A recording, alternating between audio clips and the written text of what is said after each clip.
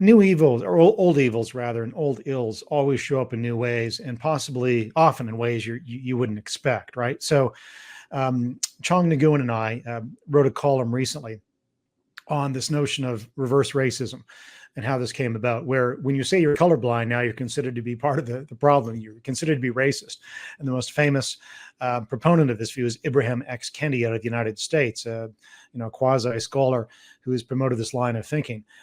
So how did we get to this place where when you say, look, I want to be Martin Luther King, his famous speech in 1963 at the Lincoln Memorial in Washington, D.C., where he says, judge people. I want my kids to be judged on the color of their skin, or sorry, the character, content of their character, not the color of their skin.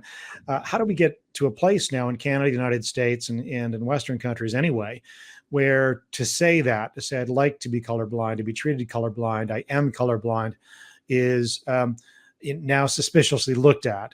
Well, really, you're part of the problem. And how this came about in part is because of the redefinition of what it means to be racist these days. Corey? Yeah, well, and it just seems that they're trying to keep the divisions going when we'd actually been making them fade. I mean, race is going to be there. Cultural differences are going to be there. They don't have to be erased or disappear. But what we wanted to work towards was allowing those differences to control our actions with and to each other.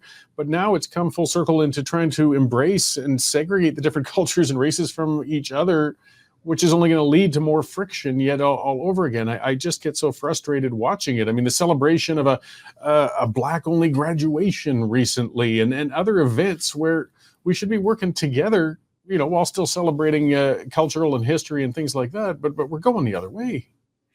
Well, we are. And again, I think it's due to a number of factors. One is that people look at differences in outcomes between cohorts, right? Statistical cohorts. So, you can be one ethnicity versus another, or majority of population white in Canada versus, the Black population or something. So you can carve up statistics in this way.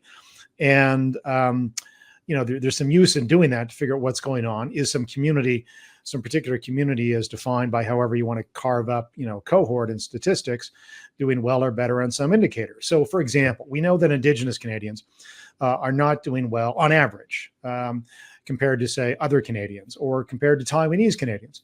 Now, the assumption, though, that a lot of people have is they see a difference in outcomes and they say, okay, that must be due to racism. Now, why people pick one factor, there's a whole bunch of reasons, I guess, but it's monocausal. It's wrong.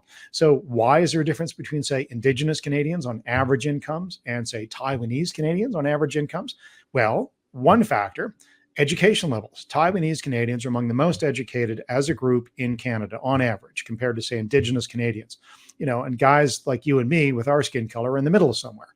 So is that due to racism? No, it's due to education levels. Or another factor that can affect incomes is, again, using Indigenous Canadians or First Nations Canadians as a specific example, is a greater proportion of First Nations Canadians live in the middle of nowhere, often, not always, but often on a reserve. A greater proportion live in rural areas because they live on a reserve in the middle of nowhere. Well, we know whether you're white, Indigenous, Asian Canadian, if you live in a rural area, you will earn less. So you add education, you add geography, and all of a sudden this notion that everything can be due to, is assumed to be due to racism today or past racism becomes ridiculous. There's lots of other factors that go into why people succeed or not, and even why certain cohorts succeed.